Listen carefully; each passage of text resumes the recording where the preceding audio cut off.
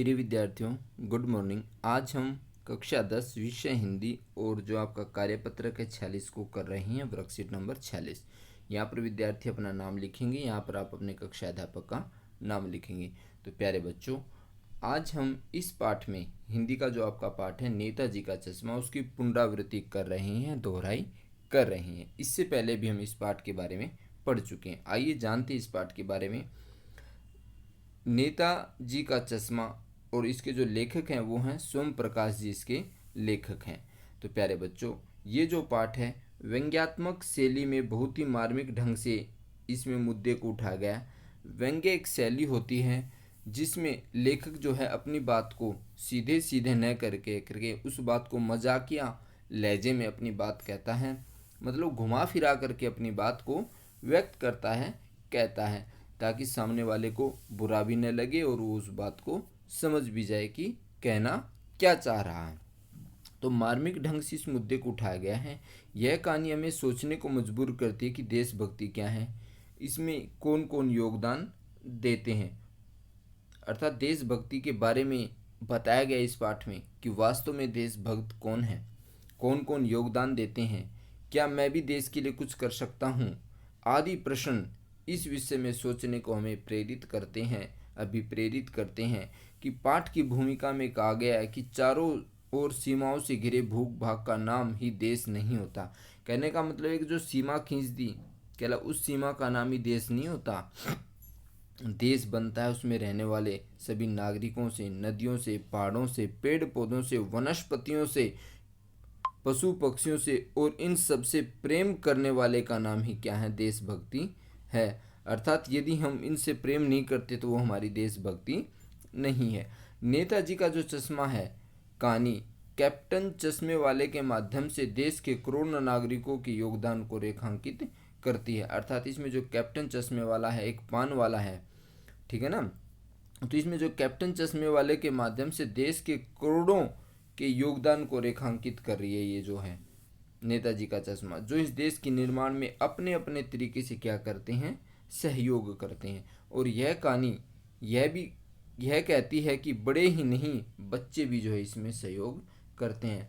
कहने का भाव यह है कि इस देश के निर्माण में छोटे से लेकर के बड़े तक का, पशु से लेकर के पक्षी तक का, पेड़ पौधों का, हर किसी का अपना योगदान है, ठीक है ना। और इनसे जो सबसे प्रेम करते हैं वो क्या है, वो देशभक्त हैं, वही उनकी देशभक्ति है।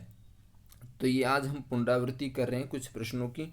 व्यंग्यात्मक शैली होती है प्यारे बच्चों हास्य अंदाज में या फिर मजाकिया लहजे में, मार्मिक अर्थात दिल को छू जाने वाली बात। अब इस गद्यांश को हम पढ़ते हैं और उसके आंसर देंगे। नेताजी का चश्मा पाठ आपको किस विषय में सोचने को प्रेरित करता है, देश किससे बनता है, लेखक के अनुसार देशभक्ति क्या है, इस कहानी के माध्यम से देश के लिए किसके योगदान की बात की गई और आप देश के लिए क्या योगदान देना चाहेंगे। तो प्यारे बच्चों, आपके लिए वर्कशीट तैयार कर दी गई है। नेताजी का चश्मा पाठ आपको किस विषय में सोचने को प्रेरित करता है। तो प्यारे बच्चों, नेताजी का चश्मा जो कहानी है हमें ये सोचने के लिए प्रेरित करती है कि देशभक्ति क्या है, इसमें कौन कौन लोग योगदान देते हैं, क्या आपने भी कभी देश के लिए योगदान दिया है, क्या मैं भी देश के लिए कुछ कर सकता हूँ, आदि चीज़ों के बारे में हमें ये सब प्रेरित करती हैं। और ये बात ये भी बताती है कि देश के योगदान में बच्चों का भी योगदान होता है। इसलिए अपने आप को कभी हीन मत समझना, देश के योगदान में आपका भी योगदान है, आप भावी राष्ट्र पुष्प हैं। प्रश्न नंबर 2, देश किससे बनता है। तो प्रिय विद्यार्थियों, देश चारों ओर सीमाओं से घिरे भूख भाग का नाम देश नहीं है। ऊपर बताया ना गद्यांश में, यदि चारों ओर से सीमाएं खींच दी गई भाई यहाँ से यहाँ तक जो है भारत देश है, नहीं, वो देश नहीं है।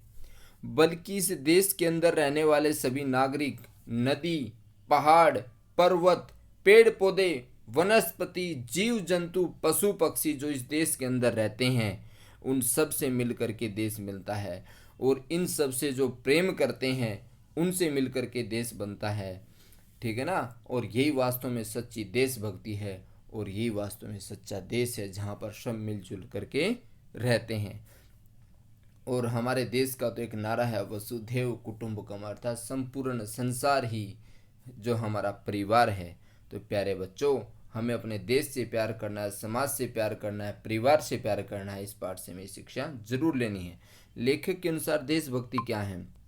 लेखक के अनुसार देश में रहने वाले नागरिक देश के प्रति जो अपना प्रेम, सहयोग और समर्पण भाव से जो कार्य करते हैं वही देशभक्ति है। कोई दान देना देशभक्ति नहीं होती। हम पढ़ रहे हैं वो भी देश के लिए एक भक्ति है। हम राष्ट्र के लिए कुछ अच्छा काम कर रहे हैं वो भी एक देश के लिए भक्ति है। यदि हम कक्षा में अच्छे नंबर लेकर के आ रहे हैं वो भी देश और समाज के लिए एक राष्ट्र भक्ति है, देशभक्ति है, क्योंकि आगे जाकर के हम ही उस देश के निर्माण में योगदान देना है।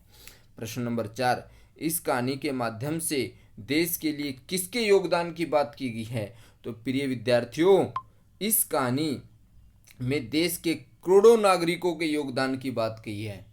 अर्थात इस देश में रहने वाले हर व्यक्ति का योगदान है इस देश के निर्माण में। कुछ नेता लोग कह देते कि हमने बनाया, नहीं, बिल्कुल ऐसा नहीं है।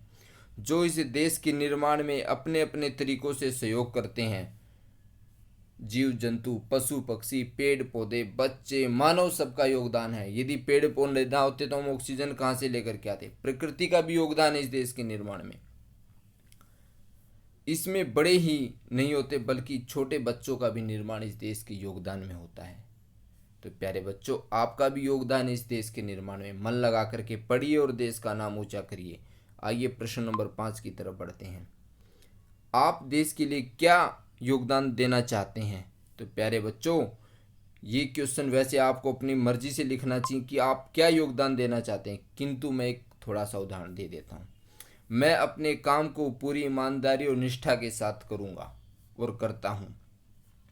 पर्यावरण की सुरक्षा हेतु वनों की देखभाल करना, पेड़ लगाना, पानी, बिजली आदि का सही ज़रूरत के अनुसार उपयोग करना ताकि भावी पीढ़ी को भी वो चीज़ें मिल सकें आदि। इस प्रकार से जो है हम कार्य करके देश हित में अपना योगदान दे सकते हैं, क्योंकि हम सभी का योगदान देश को मजबूत और शिक्षित व समृद्ध बनाता है। तो आशा करता हूँ प्यारे बच्चों आप इसको समझ गए होंगे। और यदि आपने चैनल को लाइक नहीं किया, सब्सक्राइब नहीं किया, शेयर नहीं किया है तो आप ये कार्य जरूर कर दें। ये आपका जिम्मेदारी भी है। जय हिंद, जय भारत।